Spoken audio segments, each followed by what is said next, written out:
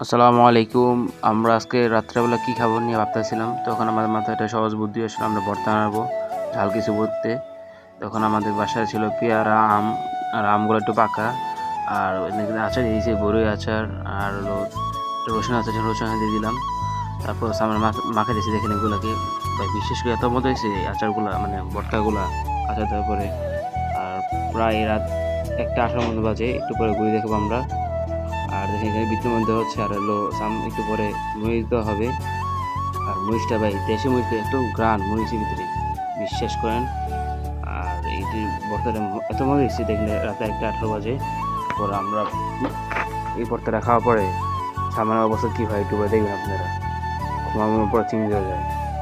তারপর আমরা জাল খাওয়ার পরে তো আমাদের মিষ্টি খাওয়া দরকার, এখন আমাদের রাতে 1টা 18 বাজে, বাসাতে বের হয়ে যাবে না। তারপর আমি চিন্তা করলাম ফ্রিজে কী আছে, ফ্রিজে দেখি একটা কেক আছে আমাদের। কেকটা ভাই পুরো এত মজা কেক, স্পঞ্জের ভিতরে অনেক ভালো একটা কেক।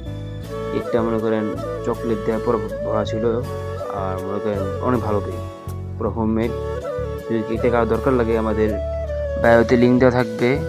আর আমাদের একটা প্রোমো কোড আছে, এই প্রোমো কোড যদি ইউজ করেন আপনাদের জন্য সব কেকে 50 টাকা ডিসকাউন্ট দেওয়া হবে। আর ভাই এই কেকটা অর্ডার একবার দেখেন, সেই মজা, ওদের পেজে আমি লিঙ্ক দিয়ে দিচ্ছি বায়োতে।